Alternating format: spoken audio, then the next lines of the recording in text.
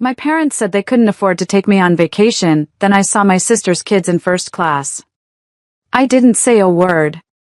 But a week later, they weren't smiling anymore. The moment I saw them walking past me in first class, my heart didn't just sink, it shattered. I was in seat 32B, squished between a coughing old man and a crying baby, clutching my worn-out tote bag and a sandwich I'd packed from home. My parents, my sister Amanda, and her two kids glided down the aisle like royalty, not even sparing a glance in my direction.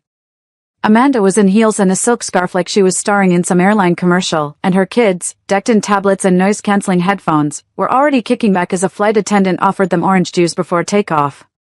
I just sat there, frozen. It was only 7 days ago when Mom had called me. "Sweetheart," she said in that familiar, sing-songy guilt voice, "we wish we could do the family trip this year, but money's been tight, you know? Your dad's blood pressure meds doubled in cost and your sister, well, you know how it is with two growing kids." Of course, I said I understood. I always understand. Every year, we take a family vacation. Just a simple thing.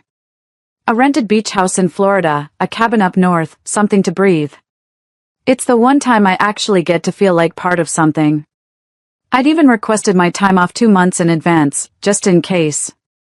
But this year, apparently, there wasn't enough room for me in the budget. Not even for a shared motel room or a spare seat in coach. But there they were. Not only on the same flight I was taking for my own mini getaway, something I'd planned last minute to distract myself, but sitting up front, in first class. And not just my parents, but Amanda and her entire entourage. I didn't cry. I didn't shout. I didn't even flinch. Instead, I smiled politely at the stewardess, buckled my seatbelt, and whispered to myself, "Noted." The rest of the flight was a blur. I watched the clouds pass like ghosts. My heart kept replaying old scenes, birthday parties where Amanda got the Barbie dream house while I got a book, college visits where my dad walked the campus with her, while I rode the bus alone. And now this, another reminder that when my parents say family, they don't mean me. I thought about standing up and calling them out. I thought about walking up to their aisle and asking, "So this is what broke looks like?" But I didn't.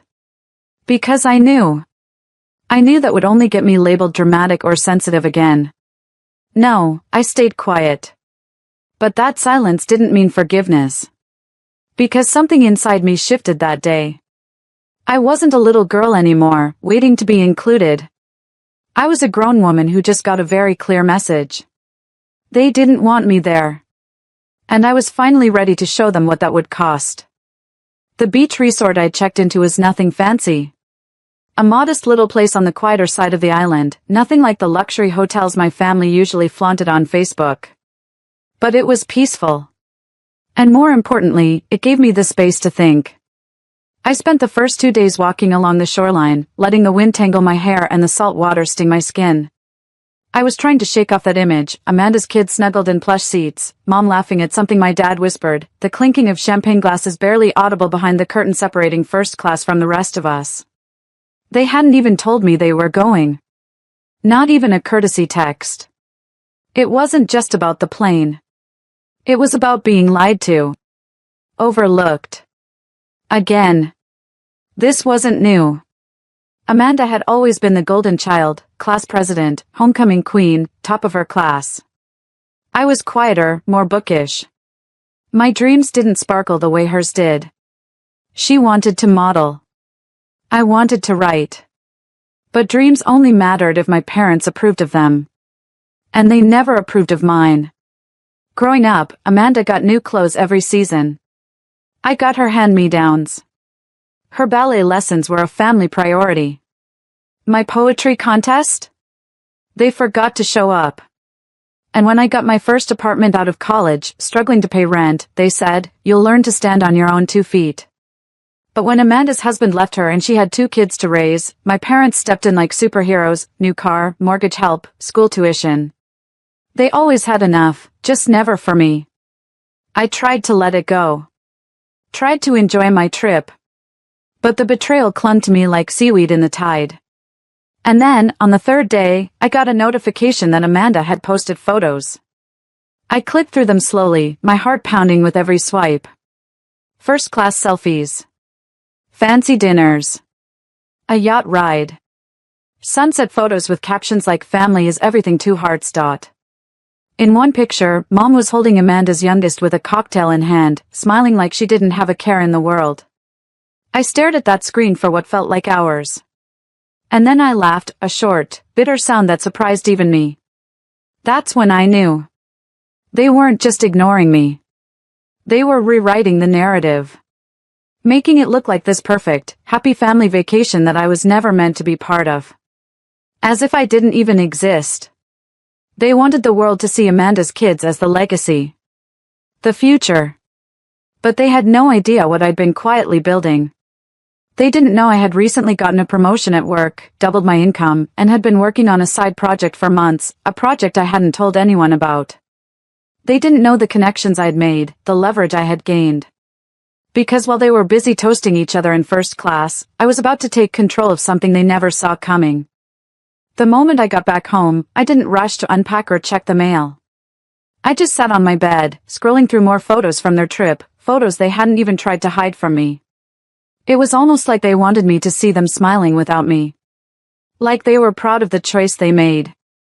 And maybe, for the first time in my life, I wasn't sad about it.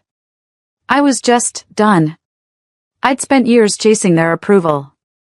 Adjusting who I was just to fit into their mold. I played the understanding daughter, the one who never asked for too much, never made a fuss. I showed up for birthdays, for holidays, for Amanda's baby showers, always with a gift in hand and a smile on my face. Even when I was broke. Even when I felt invisible. Because that's what family is supposed to do, right? But now I realized, family isn't supposed to make you feel second class in your own story. And I wasn't going to let them write me out anymore. I booted up my laptop and opened a folder titled Project Nest Egg. It was something I'd started in secret, almost 2 years ago, when I realized no one was ever going to be my safety net but me. I'd been teaching myself how to invest. Started small. Got advice. Took courses.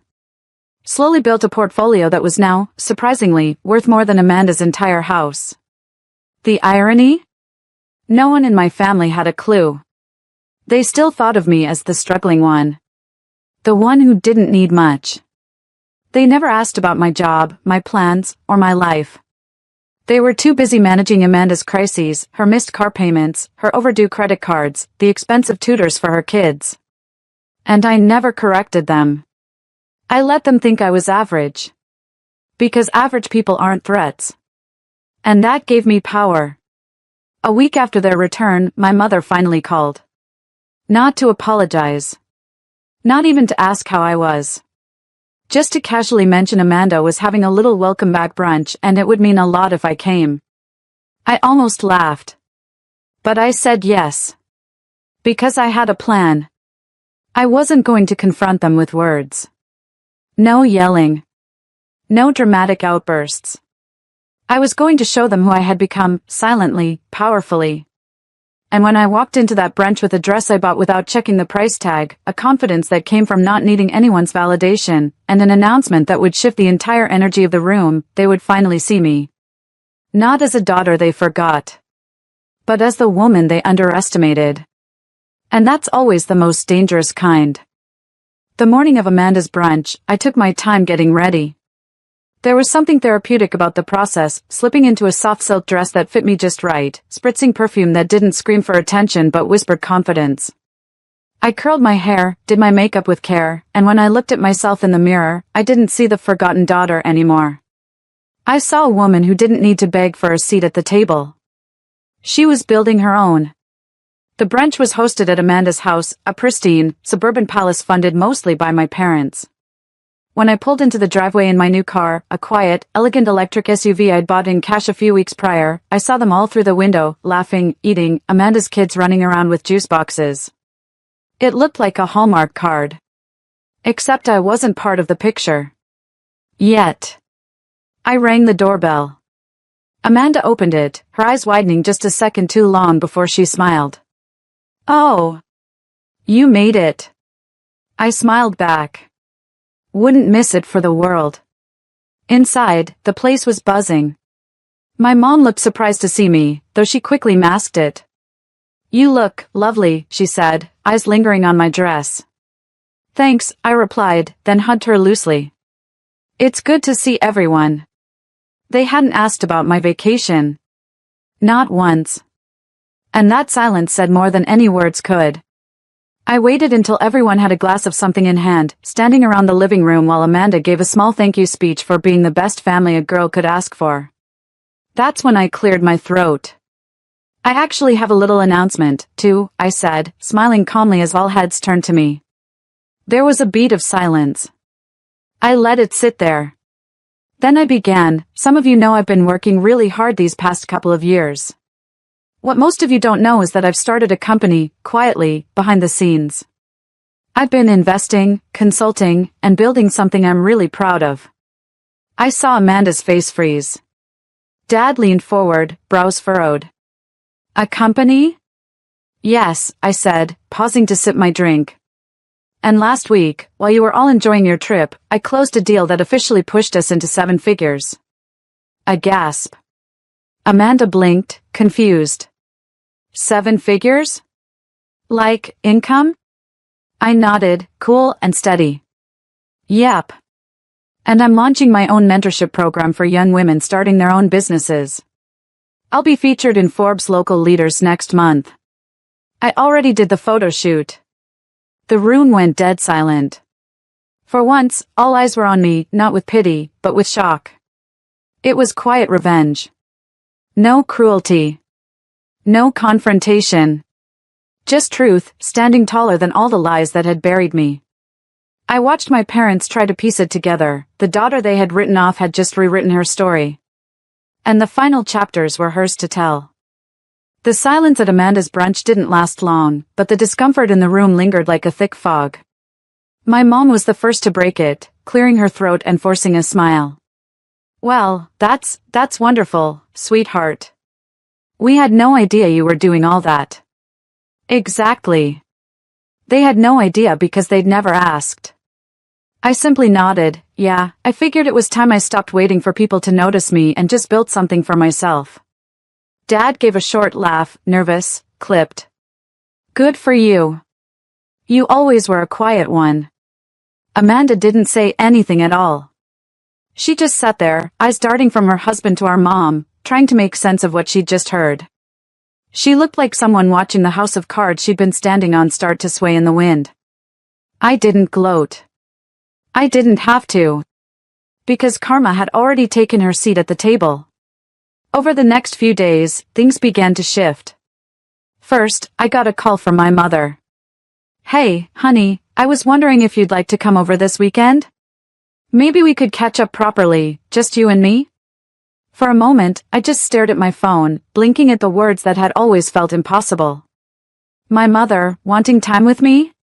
Not Amanda, not the grandkids, me. I said I'd think about it. Then came Amanda's message. Not a call, a text. Hey. I was wondering if you'd be willing to share some of your business strategies? I could really use help with our budget. Things have been tight lately. There it was. The desperation hidden behind polite words. The soft echo of reality creeping in. Because while they had been off to luxury vacations, burning through money like it would never end, I had been planting seeds. And now that the flowers were blooming, they wanted a bouquet. But this time, I wasn't offering free handouts. Later that week, I met with an advisor at a private investment firm. We were discussing expanding my business into passive income streams when I noticed a name on one of their pending loan applications, Amanda's husband. He had applied for refinancing on their mortgage. That's when it hit me. They weren't just tight on money. They were sinking. They'd been living off of loans, family help, and my parents' blind generosity. And now that the support was running dry, they were scrambling. Meanwhile, I had options they couldn't even dream of. I didn't need to shout. I didn't need revenge that looked like fire and fury. My success was the revenge. The woman they left behind at the airport, the one who didn't make the vacation list, was now the only one flying above them all. And trust me, I was flying first class. It was a Sunday afternoon when my parents invited me over for dinner.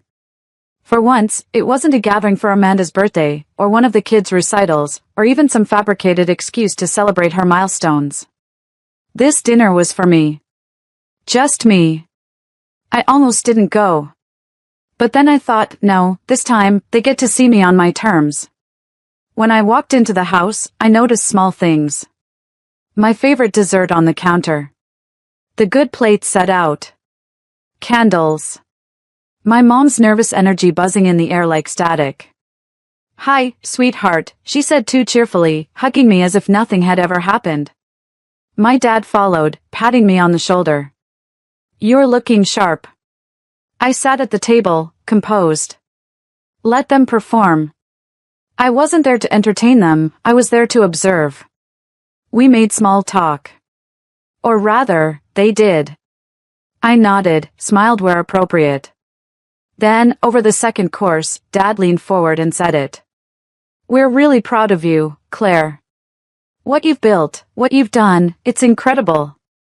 It should have felt good to hear that. It didn't. Not because it wasn't true, but because I knew it was too little, too late. "Oh," I said, taking a sip of wine. "Funny, I don't remember anyone asking what I was building." Mom sighed.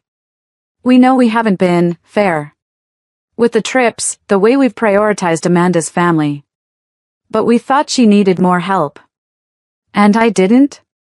I asked, my voice calm, not raised, but laced with something undeniable. They both fell quiet. "I never asked you for vacations," I continued.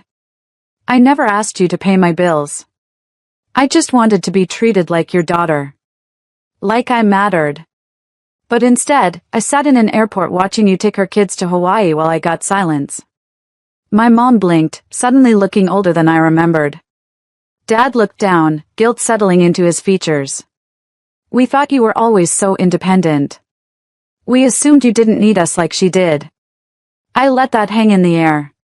Maybe that's the problem. You assumed. You never asked. Amanda wasn't there that night, but her presence loomed. They were trying to pivot now that the golden daughter's shine had dulled. Now that the daughter they'd sidelined had become something they couldn't ignore. "I'm not angry anymore," I finally said. "I just don't need anything from you." Mom reached out across the table. "But we want to be part of your life."